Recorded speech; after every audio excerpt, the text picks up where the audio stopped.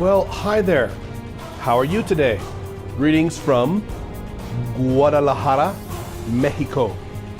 I am here with my amazing wife, Pink Firefly, who is actually sitting about 7 feet away from me during this podcast. So I'm sure she will interject some of her viewpoints into this topic today, because we're going to talk about our 3-year anniversary, which is one of the reasons we're here.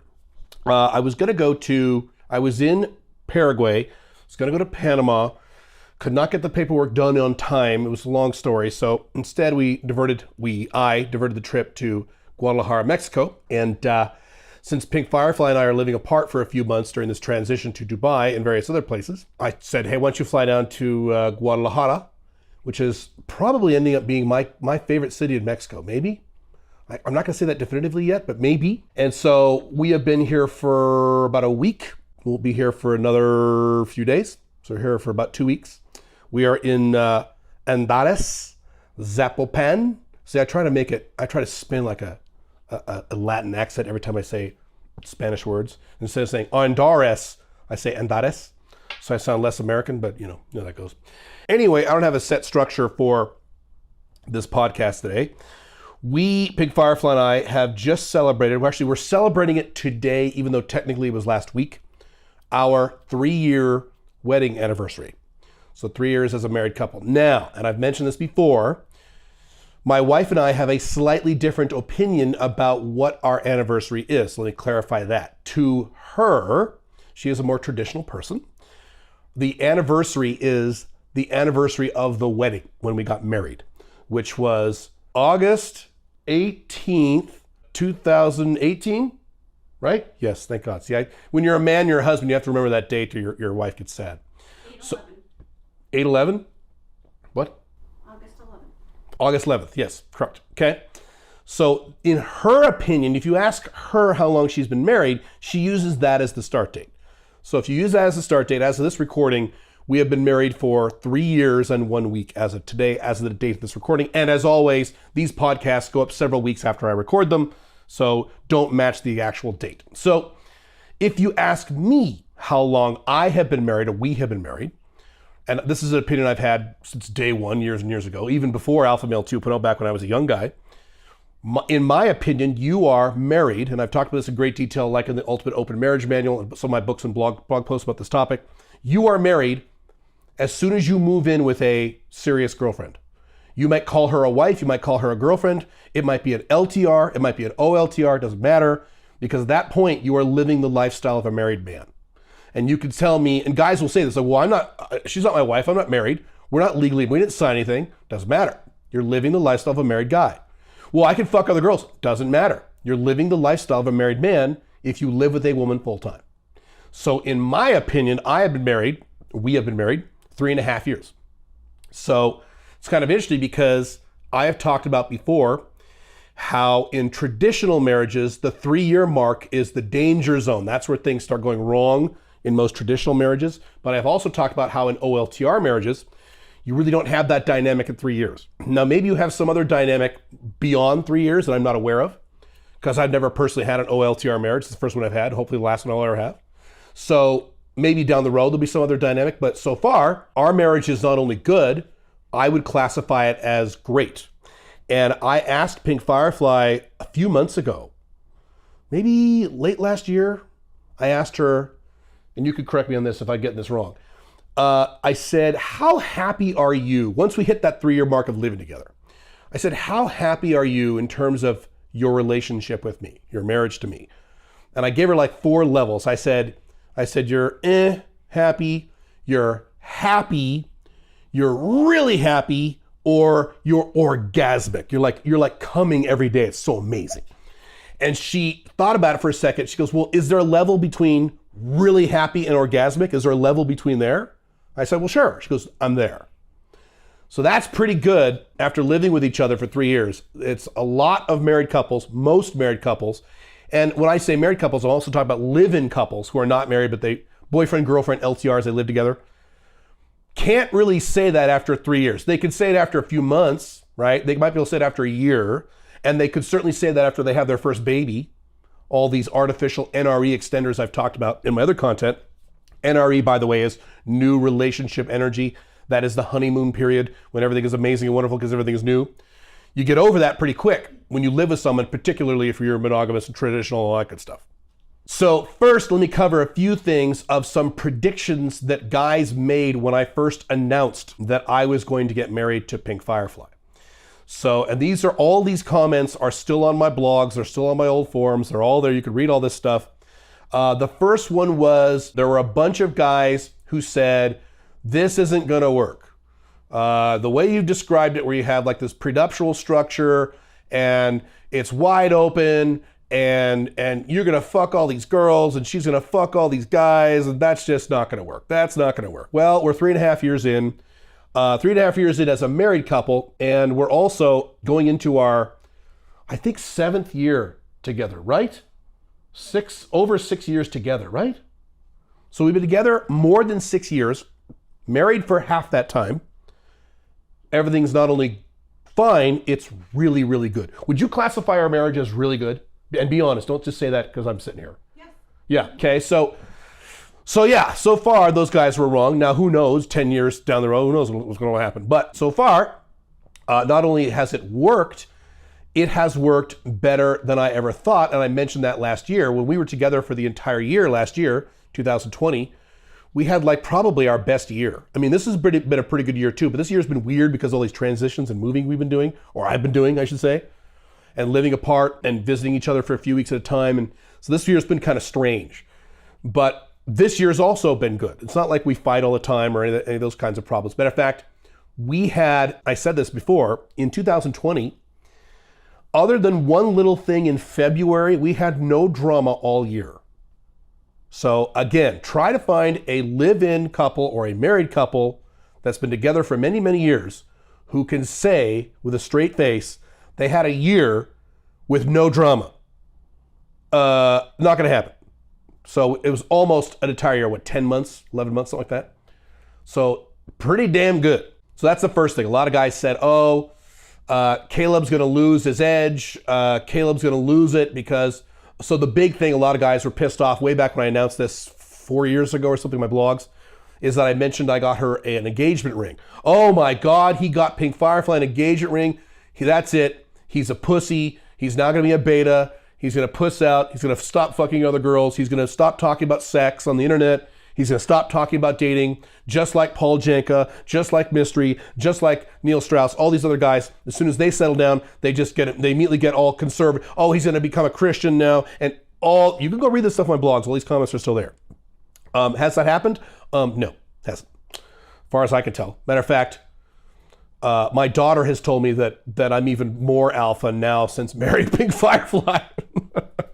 Matter of fact, I've noticed that I've been swearing more often. I don't know what that's about. I don't know why I'm swearing more often, especially like these podcasts. I mentioned this prior podcast. I'll listen to these podcasts after it's done, and I'll think to myself, God, I'm saying the word fuck a lot. I don't think I said it that often. Jeez. So that was another thing they said. Another thing they said was, okay, now Caleb will get monogamous. Now he'll get monogamous because he's gonna move in with this woman, and she's gonna like boss him around and yell at him all the day, get jealous and pissed off, and he'll stop having sex with other women. No, every week I'm still having sex with other women, not nearly as much as I used to. It's gone down, which is what I said would happen. And it'll continue to go down over time. But no, that hasn't changed. So none of this alpha male stuff, none of this frame setting stuff, alpha male 2.0 stuff has declined or gotten worse or eliminated in 3.5 years, at least in my opinion, of marriage, 3 years in her opinion of marriage. So just about all those guys who predicted those things were wrong. Matter of fact, I can't think of a single negative prediction someone gave me back then that has come true. Another thing some guys said is, oh my God, you're gonna let your wife fuck other guys? Oh my God, she's gonna fuck other dudes left and right. She's gonna go to the bars and get laid. She's gonna go on Tinder and just bang dudes. And I could never be married to a woman who has like 12 cocks inside her. And again, if you don't believe me, go look up these comments. They're all still there in my old blog posts. Guys said this. Guys still say this. Matter of fact, like on my Facebook group. You're in a marriage where your wife can fuck other guys? Oh my God, I would never let my wife fuck all these other guys and all this stuff. So I'll ask Pink Firefly. So let me ask you a question. So do you, and be totally honest, do you ever go to bars or clubs looking to hook up with dudes because you're allowed to? No, definitely not. Do you often like go to like Tinder and look for guys to get laid? Or any other website, any other dating app? Is that something you regularly do? No. Okay. Here's a question, now answer this honestly. Have you ever thought, well, Caleb is fucking other girls, so I'm gonna go fuck other guys because he's fucking other girls? Have you ever had that thought and acted on it? Or even have you had that thought? Be honest. No. Okay. Okay, so there you go. Now, I've mentioned this before, so can I say your age? People know your age. Can I say your age? Is that right? So Pink Firefly is 41. You are a Christian. You're not really a practicing Christian anymore, but we went to church a few times. She wanted me to go to her new church a few times. I went with her a few times. I said, okay, I'll go 3 or 4. And I drove me insane, although I like the music. So what else? You are a Christian. You were raised in a Christian household, yes? More or less? Yeah. You have not had sex with lots of guys. You've been, most of your life, you've been kind of a boyfriend girl, right? You've had boyfriends, right? You were not super promiscuous when you were in your early 20s, like most girls are, right? Not at all. Not at all. You had sex, but you didn't have a lot. Not very. I didn't lose my virginity till I was almost 21. You were 20? Yeah. I thought you were 19. 20. You were 20 when you lost your virginity? Yeah. Okay, So all right. Okay. So would a woman like that, especially a woman in her 40s, although early 40s, and as I've talked about, as a woman ages, her ASD grows, do you think a woman like that is going to go out and just get laid just to make it fair? Because she can. Now, here's something that's really interesting.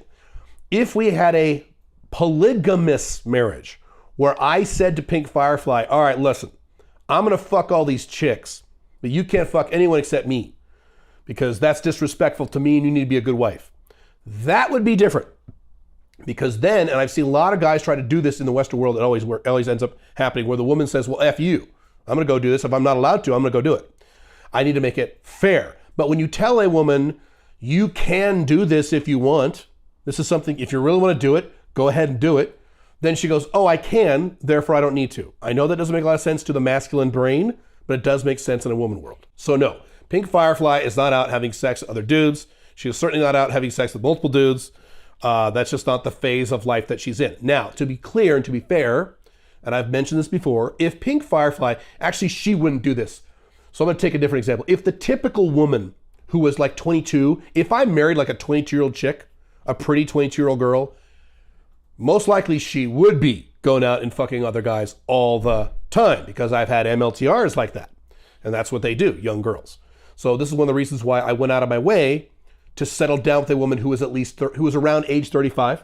That was kind of what I wanted. And this was before I even met Pink Firefly. So I kind of mapped out, and I've talked about this, I've mapped out kind of what the ideal woman would be for me in terms of settling down. And I put down 35-ish, mid 30s, but still really attractive and looks very young. And Pink Firefly, those of you who have met her or seen her, I mean, certainly when I first met her, she was 33. She looked like she was 25. She still looks like she's in her 20s, even though she's 41. So she's blessed with pretty good genetics. Her mom is in her 60s, and not so much anymore, but when I first met her mom, 6 years ago or whatever, I'm like, God, her mom looks just a few years older than me. And her mom is like well into her 60s. So Pink Firefly's operating under some good genetics. But anyway, the reason I did that was because I didn't want to settle down with a woman who, number one, had not yet been through her crazy phase. I wanted a woman who was already through that. Okay, I didn't want to manage that in a marriage.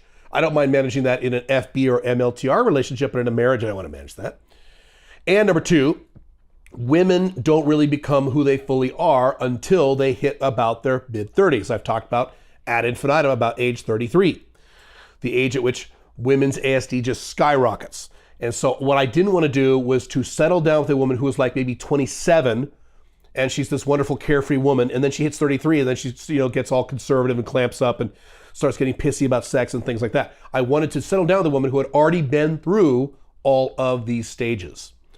That was my rationale. Now, if you say to yourself, I would never marry a woman who's 35 or older, disgusting, gross, and you're going to start quoting a bunch of red pill stuff about SMV, that's fine. Do whatever you want. These are decisions that I made for myself. Women are in a constant state of dynamic change. And so If you settled down with a woman who was around 33, 34, 35, 36, somewhere in there, most of the changes that she's going to go through, she's already gone through them. And I did not want to settle down with a woman who had not been through all those changes, if that makes sense. So let's talk about why I think our relationship and our marriage has worked so well. A few things. Number one is I do everything I teach. So if you have read the Ultimate Open Marriage Manual at open-marriage.com, that is an entire book full of real-world proven techniques on how to manage a live-in non-monogamous relationship with a woman. And I do literally everything in that book. Things like zones. So when we were in the same house earlier this year, there were parts of the house that were hers, there were parts of the house that were mine, and there were one or two areas that were shared. But these places were designated very clearly, so that way we didn't have to argue all the time like most married couples do about why did you leave this knife in the kitchen, and why did you leave this pillow over here, and why did you have your friends come over and do this here. None of those arguments exist in our marriage because we have areas where we live that are either mine, hers, or both of ours. And the areas that are both of ours, frankly, when we were together in the same house, was really our bedroom. That was really it. And even then, we had to work a little bit that first year on figuring out how to manage the logistics of a shared area. So we do that. In terms of the non-monogamous aspect of our relationship, I am completely open and transparent about what I'm doing if I'm asked. So the model that I have followed, and this is just a model that works for Pink Firefly and I, if you are married or you are living with a woman or you're going to live with a woman under an OLTR model, it might be a little different because every woman is different about this, and frankly, men are different about this too. The model that I've followed is I don't sit down after I've sex with someone and just do a whole debrief and tell Pink Firefly all about the woman's pussy. I don't do that. Okay? I don't think that'd be productive. I don't think that'd help anybody. But whenever Pink Firefly asks me questions, then I tell her and I give her all the information she wants, and I'm totally honest and transparent about it. So one interesting dynamic is the last few months when we've been living semi-apart is that she's been a little more concerned about the women I've been with more than when we were together, which kind of makes sense. And so she asked me to send some pictures of some of the girls I was with. And I did that in various different countries. I actually sent her pictures. And once or twice I sat down and actually went through the pictures, and this is so-and-so, and she's a waitress, and this is so-and-so, and she does this. And remember, we kind of went through that. And Pink Firefly is one of these women, and you correct me if I'm wrong about this. Pink Firefly is one of these women who is more relaxed when she has more information. So if she feels like, and I had to learn this when we first moved in together, if she feels like I'm hiding something, or not even if I'm hiding something, if she doesn't know, she gets more jealous and more uncomfortable. Then if she knows things, she calms down somewhat. She's not 100% perfect. Doesn't mean she'll have zero jealousy or zero concern, but she calms down a lot because she knows. Now this is very different from other women I've been with in the past where it was the opposite. If they knew, they got more upset. So HBM, who was my quote-unquote girlfriend before Pink Firefly, before I ever met her, was the opposite. When she knew more information, she'd get upset. So I learned, okay, I better not tell her much, unless she really, really wants to know. And I kind of brought that into my relationship with Pink Firefly, but Pink Firefly is the opposite. The more she knows, the more relaxed she becomes. So I learned early on to be pretty transparent about everything I'm doing. So that's another reason why I think this has worked. And again, that dynamic is different per couple. In terms of disclosure and how much stuff you're doing together or doing independently and how much you talk about that with your spouse, it really will depend on the person, depends on the man, depends on the woman. But that's the dynamic that her and I have. Another reason I think we're doing so well is, and I talk about this in great detail in the Open Marriage book, open-marriage.com, is that I mandated to Pink Firefly as soon as we moved in together, not married, as soon as we moved in together, that we're going to go see a marriage counselor or couples counselor on a semi-regular basis forever. Forever. Even if we think we don't need it, we're going to see her forever. And her reaction was the common reaction, well, why would we see someone? Nothing's wrong. I said, exactly. I learned from my first marriage that most people, and this is true, you ask guys who've been divorced or women who've been divorced, you'll ask them, they'll say the same thing. They ended up going to see a marriage counselor when it was already too late. So that's what I did in my first marriage. Yeah, toward the end of the marriage, when things were horrible, we hated each other, then we kind of broke down and said, all right, fine, we'll go to marriage counseling. And we kind of did it just to show that we did it. It didn't really help because we were too far gone. So I don't want to get to that point. I don't want to ever get to the point where it's too far gone. I want to attack the problems when they're little. That's really important to me. And that also, by the way, has a lot of parallels to how you manage your MLTR relationships. Tackle the problems when they're little. FBs don't matter because you'll never have problems with FBs. And if you have a problem, you just next them and find a new one. But an MLTR and OLTR both, you want to tackle the problems when they're little. So whenever we have a disagreement that we can't come to an agreement upon, which is rare, we don't have a lot of those, we know that in a week or 2 or 3, we're going to be talking to the counselor, the 3 of us, and we'll hash it out then. And that way with the counselor, we have a neutral third party. That's another advantage of having a marital counselor. Now, I know what a lot of you guys are going to say. Well, Caleb, marital counselors are left-wingers and they're all feminists. And what if they just take the woman's side and blah, blah, blah, blah, blah. I have not yet had that problem to the point where it bothers me. If that becomes a problem, then I'll deal with it then. As always, you have to follow the rule of 3, which means that the first counselor you hire probably will not work out. You'll have to fire him or her, get a second counselor. She probably won't work out. Fire him or her, get the third counselor. The third counselor will probably be the one that works. And that's pretty much what happened. We had a counselor who we liked. She was really sweet, but she was too nice. She was too nice to us. She wasn't professional enough. And she was like, you guys are so great. I just love you guys. And she couldn't take sides. She couldn't be objective because she liked us too much. So we had to get rid of her, unfortunately, find a new counselor. And the counselor we work with now is really good. We both really like her. She's very impressive. We'll be using her for about, how long have we been seeing Joanne? 2 years? Mm-hmm. Yeah, about 2 years. And even when I am traveling, we will still do these appointments. We do them over Zoom, so the 3 of us are on Zoom. Matter of fact, since COVID occurred, most of these counselors only do Zoom appointments, which is fine. So that still works. So that's another reason why I think this has worked so well is in my first marriage, and in most marriages, you don't have this. You have a disagreement, you both just get mad at each other and one, dominates the other. And then the weaker person gets more resentful and pissed off and it festers and becomes a problem later in the marriage. So I don't want that to happen. So with a counselor involved, you minimize the odds of that occurring. Now, do you bring the odds of problems occurring to 0? No, of course not. But you minimize the odds. It's all about playing the odds here. Now, here's something I will say. So the first year we were married, okay, so this would probably be maybe 6 months in. So between the 6-month mark and the 1.5 year mark, I think was when this happened. That was the hardest year for us. Do you agree that first year? Mm-hmm. That was we had some issues.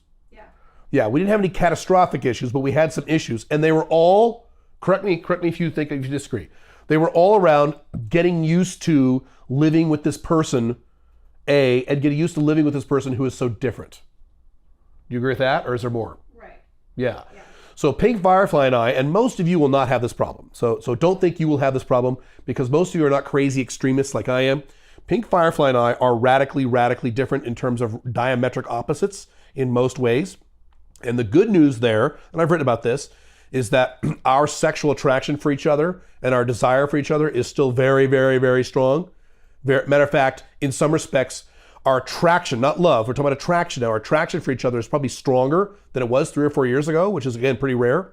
And so one of the reasons for that is, or maybe the primary reason for that is, we're such opposites. Now, that's the good news. The bad news is communication is really difficult when you live with someone who has the opposite communication style. So it took us about a year. I don't think it was a year. Maybe it was 8 months to understand and get used to living with this crazy human being. When I say crazy, I'm talking about me and her. Crazy human being who's the opposite of me and views the world very differently than me, and getting used to doing that. So we had to have that period of acclimation. But once we got through that period, smooth sailing, and it's been smooth sailing ever since then. And like I said, we've been together for, over 6 years in some form or fashion. And those are the only problem areas we had was during that, that 8-month period, maybe after we had been living with each other for about, I want to say 6 or 7 months. Yeah. And again, we had the counselor to help us out through that. So we had a support system in place. Plus we had zones and all the other techniques I talk about in my books and my blogs and things like that. So it wasn't like we were on our own. Whereas I felt that way in my first marriage, where I felt like I was kind of on my own. I'm married to this woman, and if we have a disagreement, what recourse do I have? I don't really have any. I could get divorced and destroy my life, maybe, or I could just put up with it and be resentful, or I could scream at her and bully her, which would cause drama.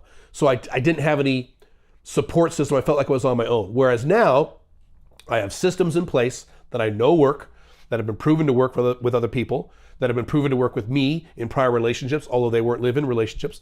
Plus we have the counselor. Plus also, I made sure to settle down with someone who had all the traits that I wanted, including traits that minimize problems. For example, item number one for me, for a woman, non-physically, is low drama and low jealousy. Obviously, with my lifestyle and my personality, I need someone who is low drama. I cannot be with someone who flies off the handle all the time. That would never work for me. That relationship would probably last 3 weeks and I'd be gone. And obviously, I need someone with low jealousy, not zero jealousy. Very few women in the world are going to have zero jealousy. Very few men in the world are going to have zero jealousy. So not zero jealousy, but low jealousy, someone who understands these dynamics and accepts them. So that was really important. And also someone who wanted the same thing as I did on the macro. So what's interesting about me and Pink Firefly, I should say Pink Firefly and I, that's proper grammar.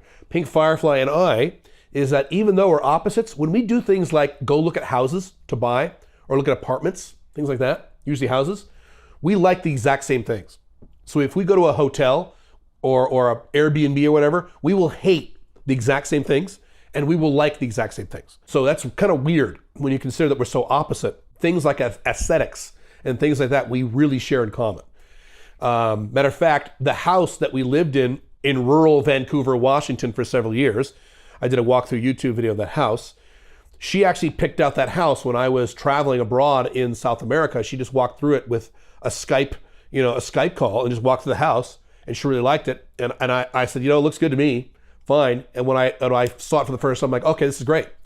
So it's cool that I can trust her to make these decisions. And she could trust me to make these decisions, knowing that we will probably like what the other person decides in terms of the ambiance and the look and feel of certain things in our lives. So I made sure to settle down with someone who had that. Whereas in my first marriage, I was with someone who had a very different opinion about these things and very different opinions about life, in terms of not only the micro, but the macro. So if you compare my two marriages, my first marriage was with a woman who disagreed with me on the micro and the macro. My current marriage is with a woman who agrees with me on the macro, and she disagrees with a few things on the micro, which is fine. You're not gonna agree about everything. That's not how that works. But you wanna make sure that the things you disagree with are minor and little and manageable. So that way, if you compromise on these things, you don't feel like you're giving up too much, if that makes sense. Plus, I forgot about this. Plus, Pink Firefly and I had the OLTR talk, which I've talked about in my books and my blogs. This is not the talk where you give an MLTR. This is the OLTR talk. We had that talk and I planned it out. I gave her like 5 points. I remember having this discussion in her apartment, sitting on her couch. And I went through the 5 or 6 things. This is what the OLTR talk is, by the way. You go through all the negatives of you that a woman will have to experience if she moves in with you. So let me see if I can remember the 5 things. I told her, obviously, I am non-monogamous. I will always be non-monogamous. It's not like when I get older, I'm going to not be non-monogamous anymore. I will always be non-monogamous. Now I'll be very flexible about how I do it. I'm not going to go crazy. I'm almost in my 50s. It's not like I'm, out banging, 27, 19-year-olds all the time. That's not what I want, but I will be non-monogamous. So that was 1. Number 2 was I'm moving out of the country in a few years. So if you don't want to move out of the country, you want to stay in America the rest of your life, you should go marry someone else because I'm getting the fuck out of here. That was number 2. Number 3 was, let's see. I work. I work a lot. I work long hours. I work every day. That's the most important thing in my life. I'm following a mission. If you're the kind of woman who gets pissed off that her husband is working all the time or works a lot, you need to go marry someone else because that ain't me. As a matter of fact, that was the one thing that bothered her more than the non-monogamy. The non-monogamy, she's like, all right, whatever. And the work stuff, she goes, well, that's a concern. And so that's where we had to come up with some systems. Let's see. Number 4 was, I have children. I said, I have children. They're grown children, but they're millennial children. That fucking goes. At any point, any one of my kids could say, hey, I'm running into financial trouble. Can I move back in with you for a while? And I would probably say yes, given certain parameters. So I said, you need to understand that I have grown children. Just be aware of this. Better than little kids, but that is a possible negative that she would have to encounter if she lived with me full time for the rest of her life. Number 5 was, what was number 5? Children. I said children. What was the? No, children, me getting pregnant, you don't want us to have any more kids. I don't want any more. But was that one of the 5 things I covered that day? Oh, yeah. Okay. Well, she reminded me. Great. She's like, are you sure? You said, are you sure? to have a baby. Oh, I forgot all about this. Okay, so if you didn't hear her correctly, she said, she reminded me, I said, so what did I say? I don't want any more kids, right? You said, I don't want any more kids. Right. And I need to make sure you're cool with that. Not wanting to have children. Because you said, I'm going to travel. I already have my kids. I Yep. want to start over. Yeah. Okay, right. So if you didn't hear her, I said to her. You said, I don't care if you change your mind. You said, it's not my problem if you change your mind. We've already had this talk. Yes. Yes. Right. You see my tone I used? Yeah. So I said, I'm not having any more fucking kids. If you want to be with me, then that means you are cool with never having any kids, because Pink Firefly doesn't have any children. You got to be cool with that. And if you change your, and as she just said, if you change your mind later, I just gave you this talk now, so that will not be my problem later. That'll be your problem. Do you want kids? Why not? Have you changed your mind? No. No. You're getting up there for having children. You're 41. Although a lot of your friends, a lot of our mutual friends, in their early 40s are having fucking babies. Right. That's normal nowadays. Yeah, women I went to high school with who are in their 40s are having kids. What the hell? People are saying your ship hasn't sailed yet. That's true.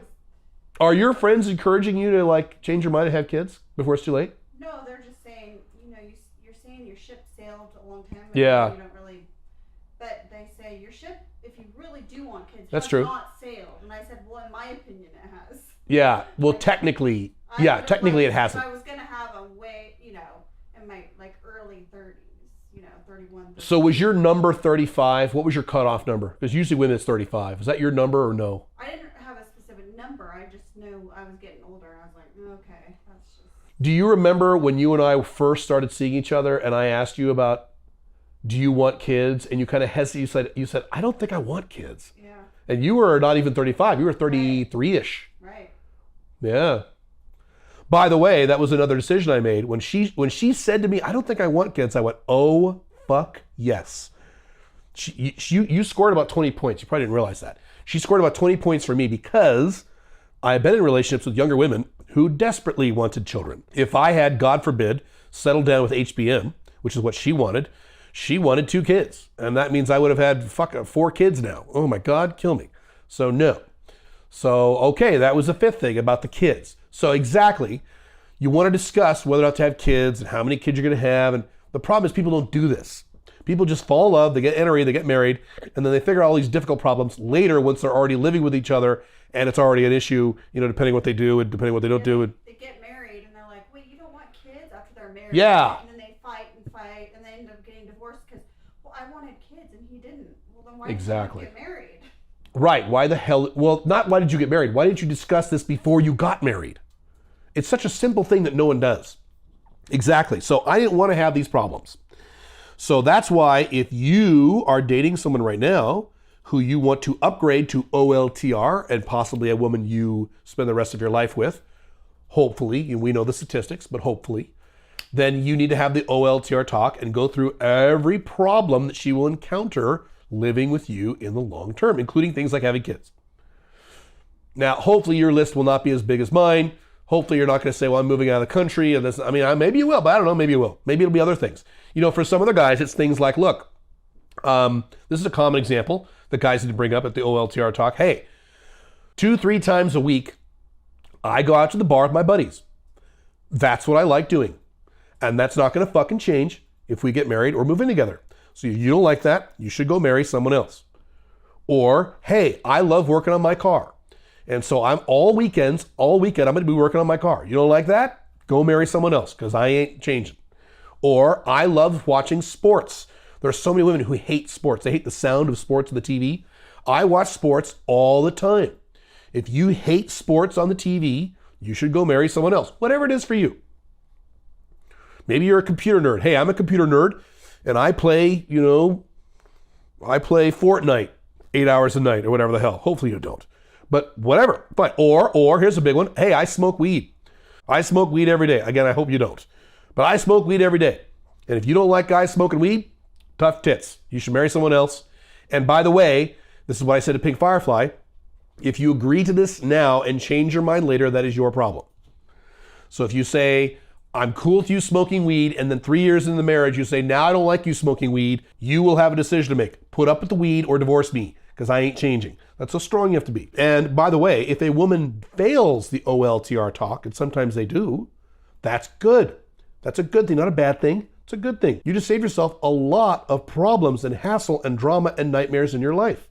So if Pink Firefly had failed the OLTR talk, I would have been sad a little bit that day, but I would know I dodged a bullet. Now, thankfully, she passed. She passed with flying colors. Because one of the things the OLTR talk, I talk about this in my books, you want to watch the woman very carefully as you say these things. You want to watch the change of the expression on her face, which I did with her, and she was fine. She was fine during the whole talk. It's pretty good. So that's probably another reason why we have done so well. And so that means that in about 6 months, we hit the 4-year mark of a living together couple. And then next August, we hit our 4th wedding anniversary. But as of now, we have been married, in Pink Firefly's opinion, 3 years, in my opinion, 3.5 years. And we've been together for about 6.5 years or so. And hopefully we can make this right out for the rest of our lives. What I do, as a matter of fact, her and I were just discussing this a few days ago. What I do is I kind of set benchmarks 5/10 years at a time. So let's get to 5 years, and let's do another 5 years. So let's get to 10 years, let's do another 10 years. Now, Pink Firefly is more traditional. Her thing is, no, we're just going to be married forever. So the goal is to be married forever. So that's a slight difference in how we look at these things. But that's an example of the differences in how we look at these things. So anything you want to say before we end this lovely podcast? Miss Firefly? No, I'm good. I think All right. we covered it. Cool, dudes. All right. If this is a topic you guys want me to discuss more of, some guys really like these topics on open or non-monogamous live-in relationships or marriages, and some guys get very bored with these topics. So if this is a topic you want me to discuss more of on this podcast, I can certainly do that. So just let me know. All right. Have fun. Bye.